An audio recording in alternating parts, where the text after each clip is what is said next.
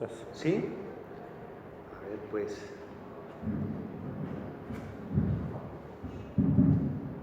¿Está prendido? Sí. Pues bien, buenas tardes. Muchas gracias por asistir a una sesión más de nuestro seminario permanente de antropología del juego y del deporte, o del deporte y del juego. Pues, deporte y del juego. Y esta vez nos acompaña el doctor antropólogo físico Héctor Darío Aguirre Arbizu, que nos va a hablar hoy de un tema sobre el aprendizaje y mejoría de habilidades motrices. Así es, comenzamos, le cedemos el micrófono al doctor. Cámaras y micrófonos. Ahora Muchas sí, gracias. Mira, aquí cámara, está. Aquí. listos y acción. Cámaras, listos y acción. Mira, aquí está. Sí. Este también está bien. Muchas gracias. Bueno, todos los interesados en asuntos de actividad física, incluido el deporte, incluido el juego, pueden ser gustosos de este tema, creo yo. A mí me ha interesado en los últimos 25 años cómo se hace el cambio en una persona, el cambio en diferentes niveles, y aquí vamos a hablar sobre el cambio en cuestión motriz, en cuestión de movimiento.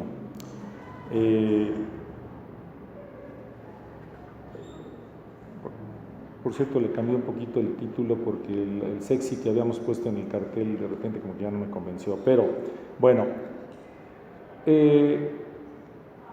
moverse implica usar los recursos que humanamente tenemos para ello.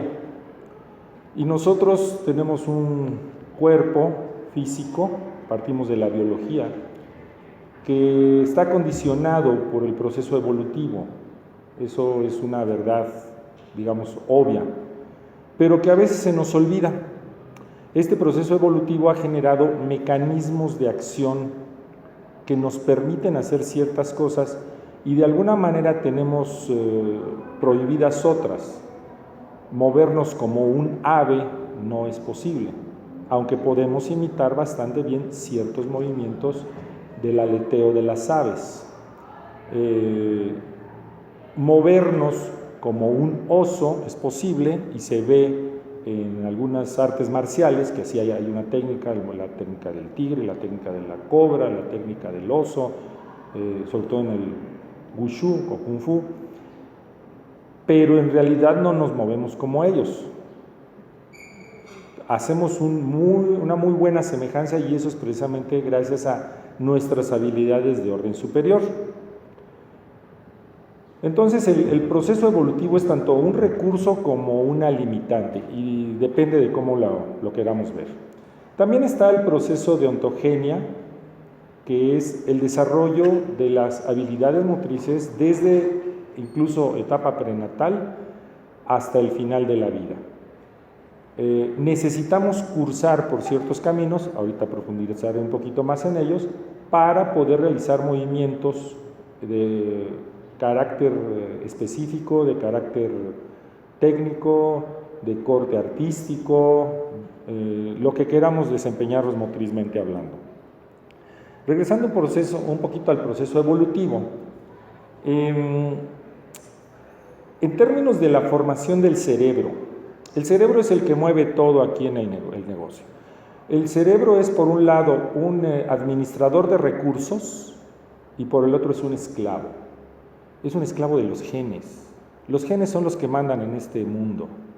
Lo único que ocurre es que los genes quieren reproducirse y el cerebro administra los recursos del cuerpo para que así ocurra.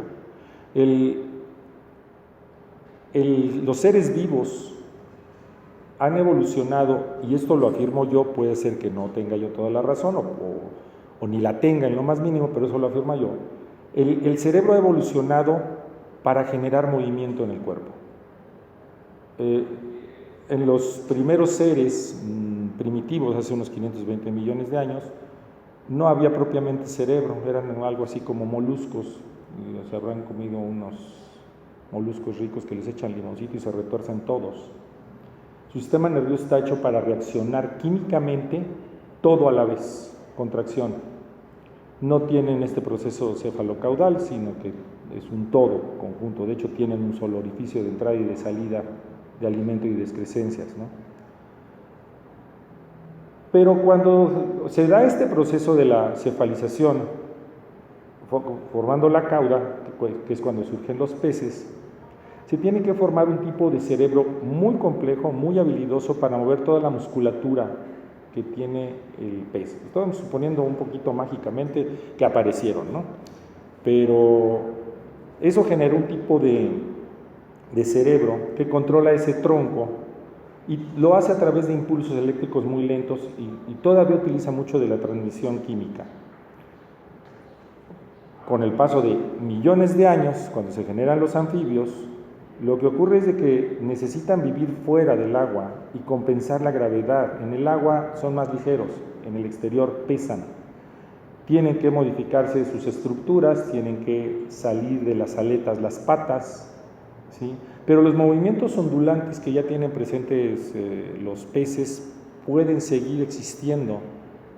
Y entonces al cambiar la estructura, también cambia la forma de transmisión eléctrica con un relativamente alto voltaje comparado con el anterior. Y este nuevo cerebro, que ahorita estoy poniendo como B, se llega a cubrir al anterior, no lo desecha. Lo que en la naturaleza se ha generado de manera eficiente, lo sigue usando, nada más que lo adapta, lo hace más pequeño si es necesario. Surge el cerebro, una cubierta que llamo el cerebro B, siguiendo a Bernstein, un científico soviético, y se especializa en el control de las extremidades. También tiene influencia en partes del cuerpo, pero su especialidad son las extremidades. Cuando surgen los reptiles, también cambia la transmisión eléctrica, ¿sí? Pero es a muchísimo más distancia. La transmisión eléctrica en estos animales es como en el telégrafo antiguo, que era por un cable y que la señal se iba disminuyendo a lo largo del trayecto, ¿sí? No tenían mielina.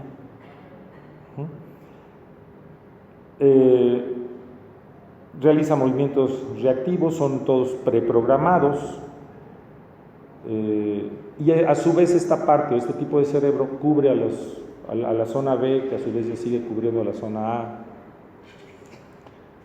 Cuando surgen los mamíferos, surge no solo, bueno, debemos recordar que los reptiles estuvieron por todo el mundo, invadieron suelo, invadieron mar, invadieron aire, estuvieron por todos lados, pero por diversas circunstancias esa forma de vida fallece, fracasa. Cuando surgen los mamíferos, surge algo muy interesante. La transmisión ocurre con mielina y además son de sangre caliente comparada con los reptiles. Entonces el movimiento tiene que ser controlado por un nuevo cerebro, ¿sí? Que es, Bernstein le llama tipo D, o de control D. Y además el cerebro tiene que ser más complejo porque ahí está una forma de cuadrupedia completamente diferente a la de los reptiles. Y los movimientos del mamífero son más complejos que el de un reptil. Bernstein le llama a los movimientos del reptil pegajosos. Ajá. En cambio en el mamífero son elásticos. Aquí debí poner una sección E, que sería la del cerebro humano. Cuando el cuadrúpedo, a través de también millones de años, va explorando la bipedia o la bipedestación, tiene que surgir un nuevo cerebro que controle esto. Es un cerebro que está controlando un sistema reverberante, es decir, hay muchísima información de todos lados del cuerpo, para que controle el proceso de estar parado. No es tan fácil estar parado. Diría alguien, si cortamos ciertas zonas del cerebro o eliminamos ciertos nervios, el organismo puede caminar.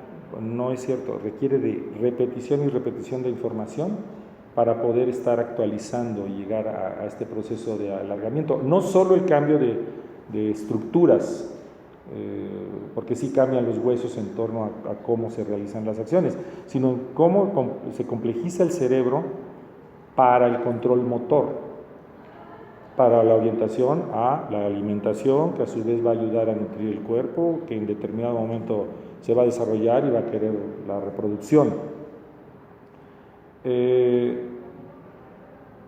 Entonces el cerebro se va complejizando, la sección E sería la neocorteza humana, que tiene una mayor capacidad de representación del cuerpo en la superficie. Más adelante veremos un poquito de esto.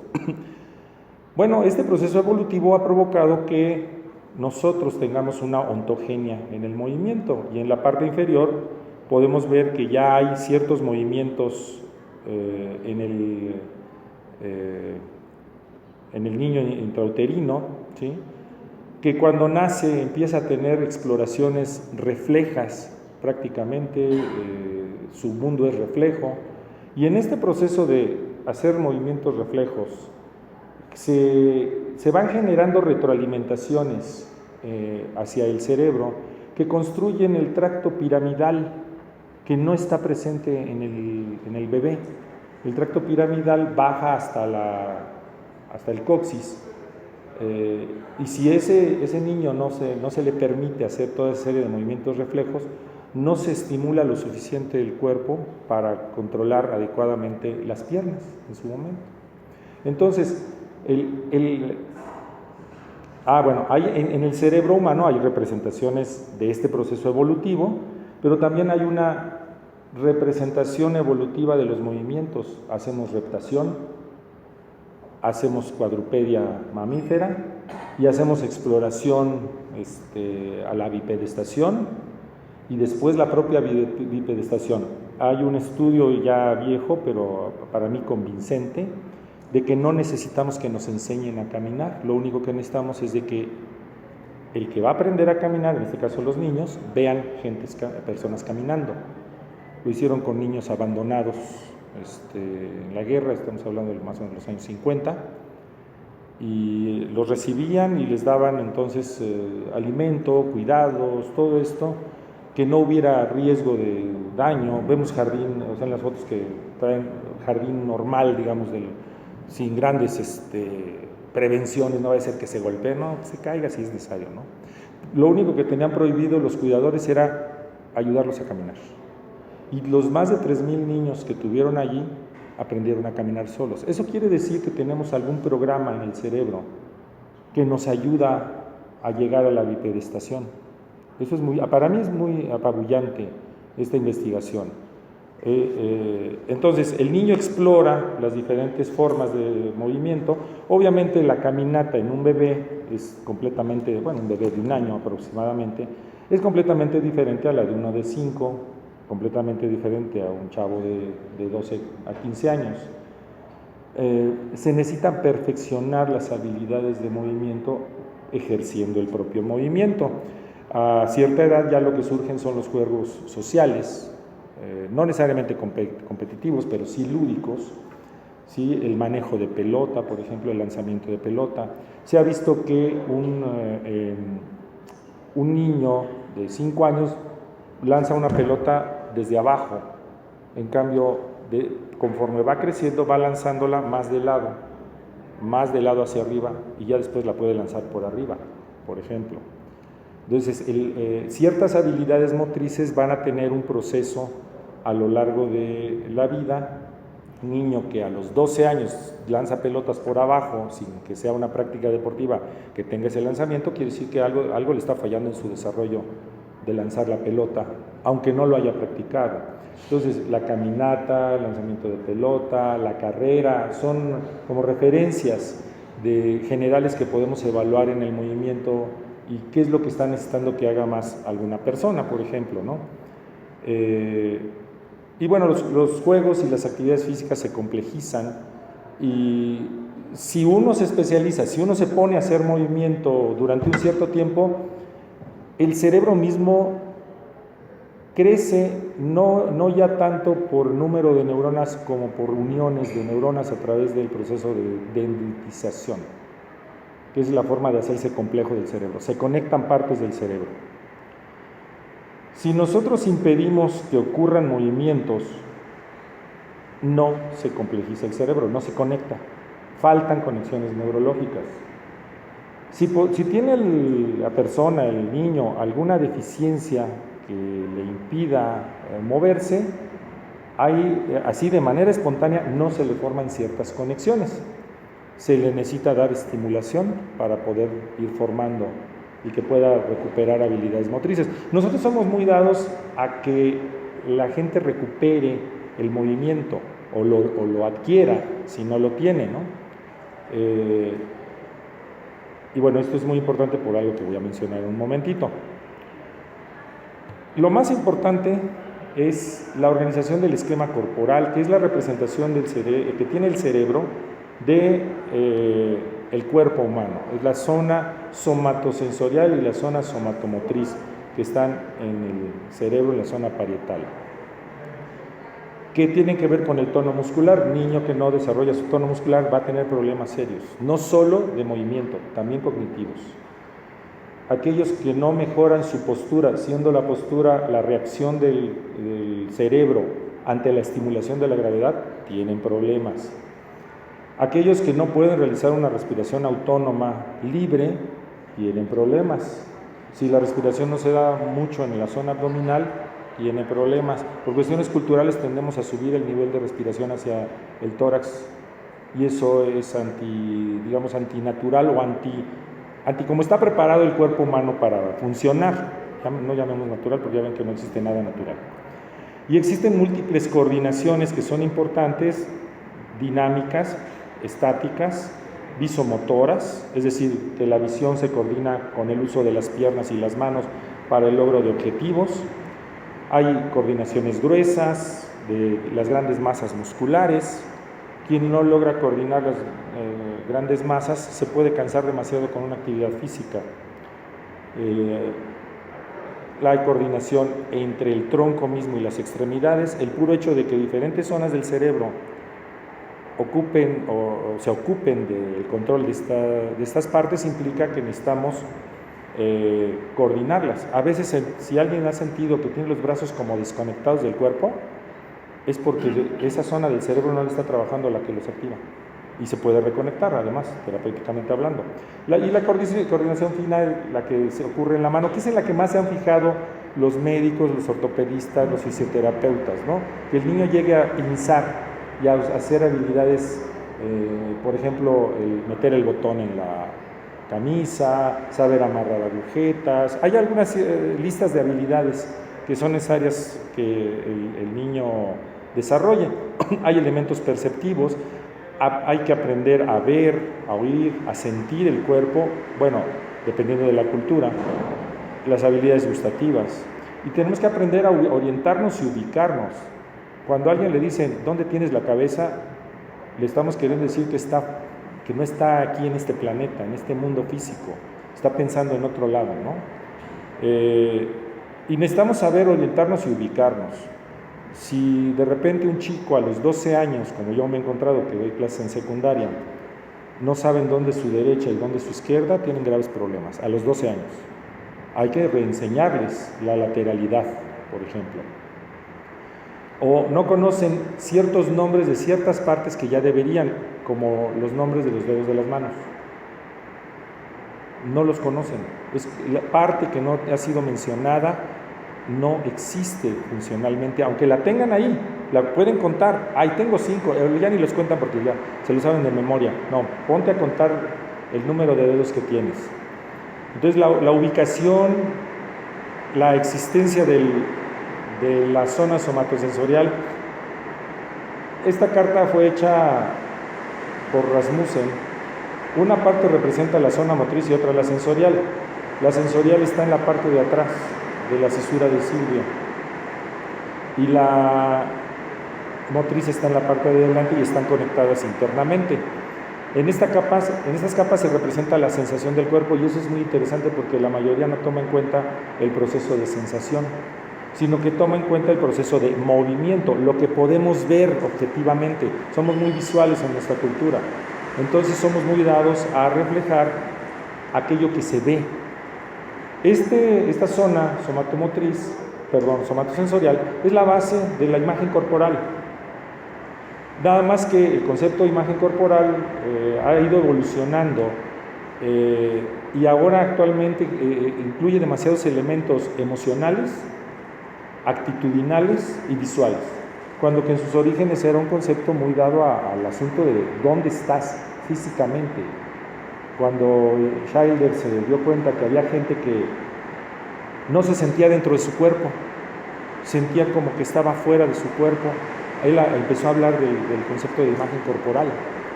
Entonces, yo considero que la parte ubicacional del cuerpo debe ser retomado en el proceso de la imagen corporal. El esquema corporal se integra poco a poco a través del movimiento, a través de la sensación. Esto sí lo saben mucho los psicomotristas, son muy estimuladores. Y bueno, afecta a la motricidad, a la sensorialidad, es decir, a cómo se siente, a la capacidad perceptiva, que a su vez está afectado por la cultura. La cultura nos ayuda a percibir y a ver cosas en particular. La educación nos ayuda a ver. Por eso no podemos pensar en un niño que no sea educado por un sistema externo, un sistema cultural, ¿no? Porque en esa cultura le van a enseñar a ver, a oír, a sentir, a percibir cosas que en otra cultura no le van a enseñar. Que eso es en realidad también parte del proceso de diferencia entre unos grupos y otros, cómo perciben el mundo. Pero además se afectan los órganos fisiológicamente hablando en este problema de esta diferenciación en la percepción. Bueno, todos tenemos, eso sí, una capacidad de aprender más y mejor. Como decía yo, la imagen corporal es una representación del cuerpo.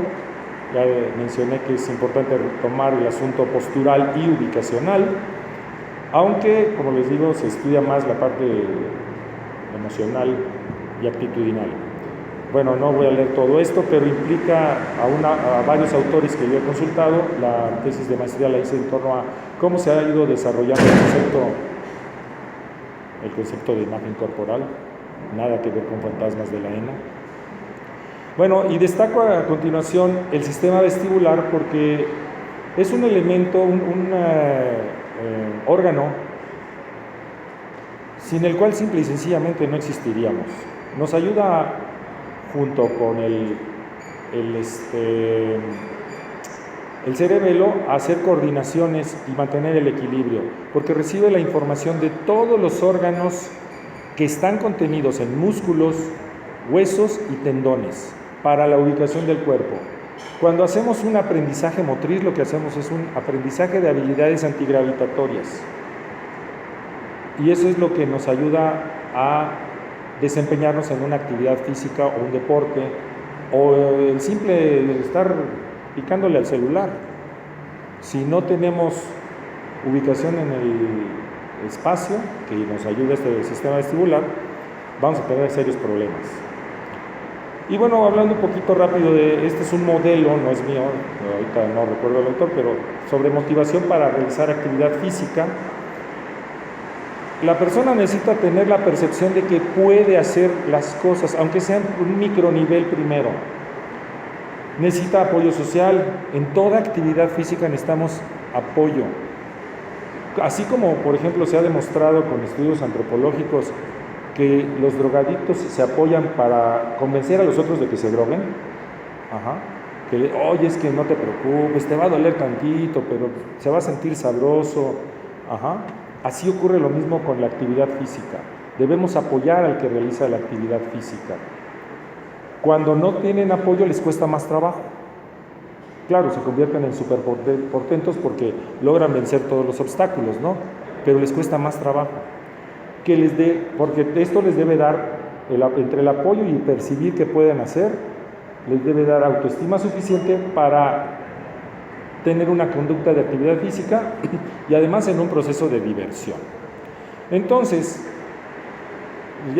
retomando el tema, y bueno, ¿cómo vamos a hacer la adquisición de habilidades o cómo se hace y cómo obtener la mejoría? Tenemos una cualidad biológica que se llama aprendizaje.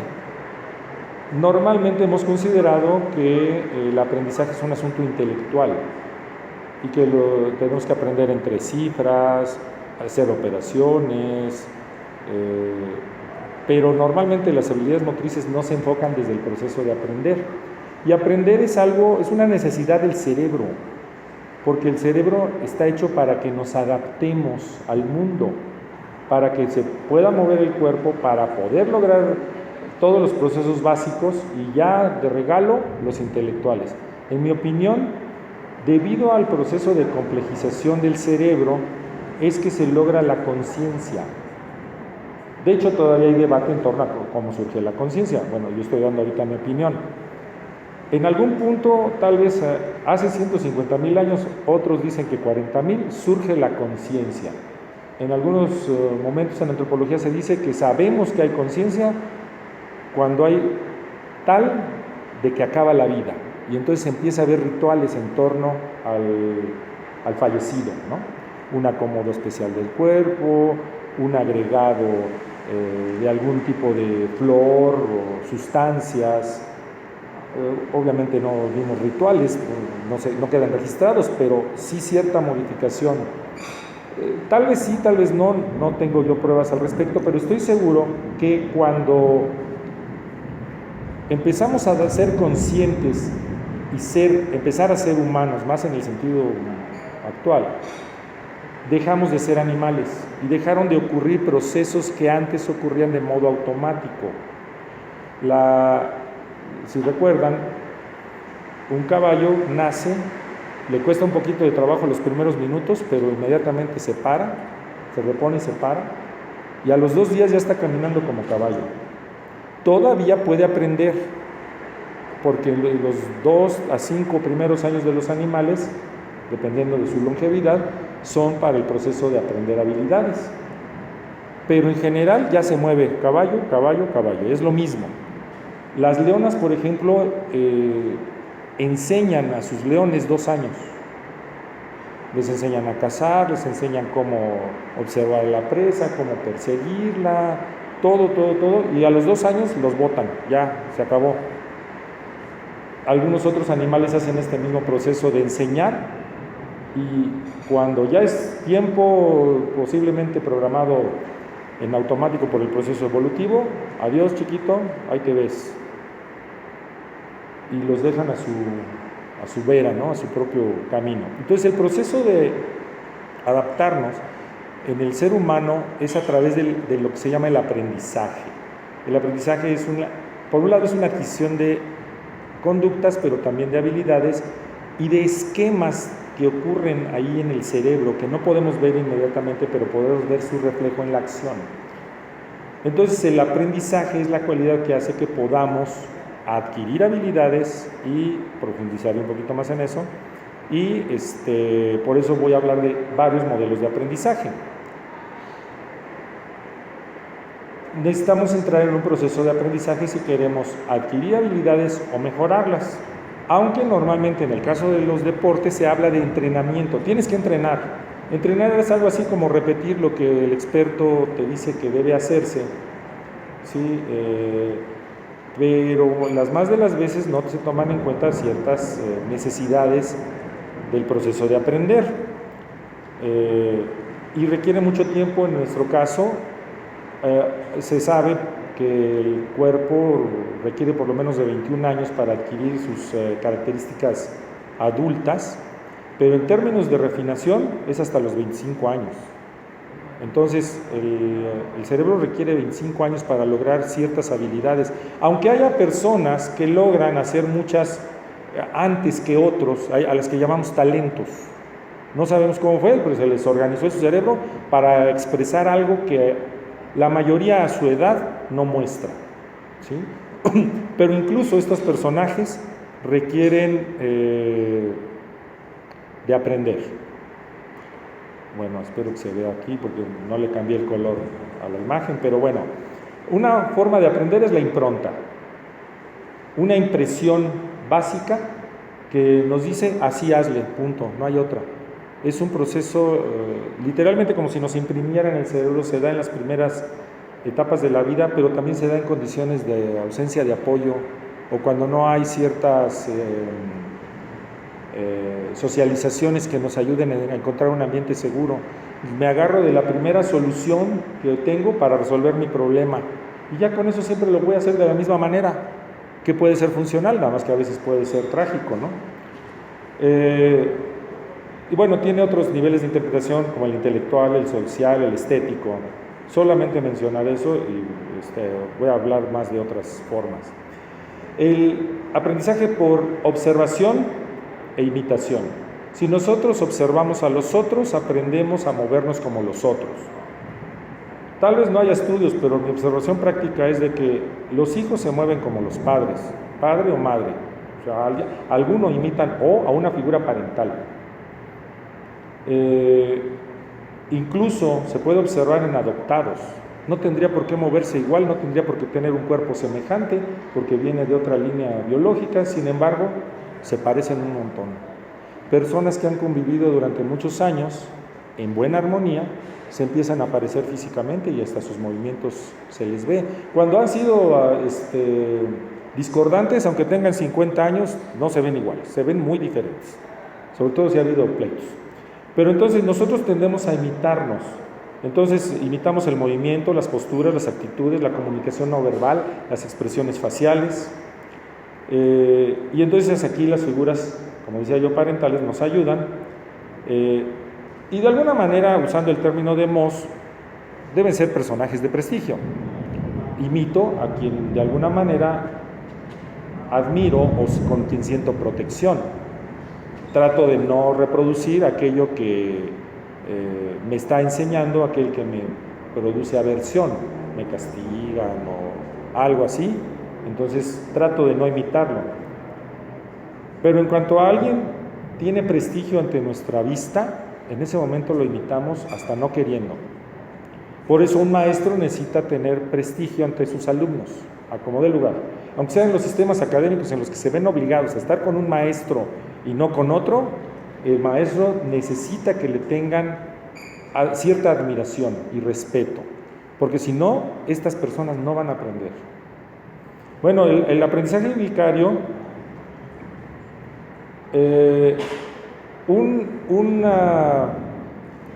personaje, una persona con cierta habilidad fue observado por otros y entonces estos aprendieron a moverse o a hacer las habilidades como el primero, y un tercero o un cuarto, pero ajeno al primer grupo, no vio al primero, de ver a los segundos también aprende a moverse, a hacer la misma habilidad, aunque no reciba la información verbal. Y bueno, está el aprendizaje instruccional, en el que el experto se mueve y pide la observación de los aprendices para que puedan aprender a hacer la misma habilidad. Por ejemplo, cuando yo les enseño a mis chicos de secundaria a usar una herramienta, por ejemplo el cautín, les doy instrucciones.